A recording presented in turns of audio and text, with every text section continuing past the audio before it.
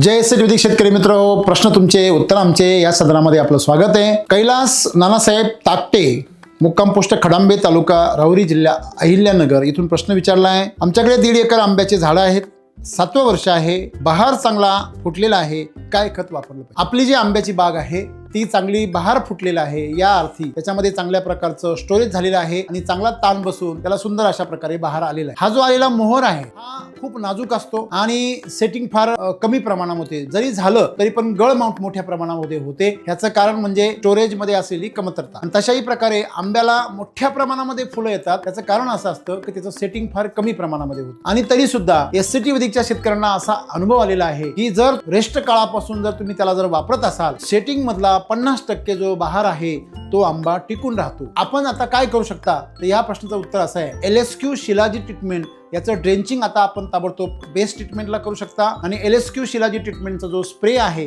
तो तुम्ही याला वरतून देऊ शकता। दुसरा स्प्रे जो आहे तुमचा तो म्हणजे instant charger, energy booster, fruit charger आणि मिल्क चार्जरचं दूध, याचा स्प्रे तुम्ही घेऊ शकता। स्प्रे मध्ये इन्स्टंट चार्जर जे आहे, LSQ शिलाजीतचा टॉप जो स्प्रे आहे तो झाल्यानंतर तुम्हाला instant charger 3 gram, energy booster 3 ml, fruit charger 10 ml आणि मिल्क चार्जरचं दूध 10 ml प्रति लिटर आपल्याला या ठिकाणी फवारणी करता येईल आणि आपल्याला जो बहार आहे अतिशय चांगला सेट होईल। यानंतर आपण जर RNPH K आणि सम्राट शक्ती मिरॅकल ह्युमस गोल्ड जे दाणेदार खतं यांचा सम्राट बेसल डोस आपण जर त्या बागेला टाकला आमच्या अधिकाऱ्यांच्या मार्गदर्शनाखाली, तर आपलं जे साईज आहे ती सुद्धा अतिशय सुंदर आपल्याला मिळेल।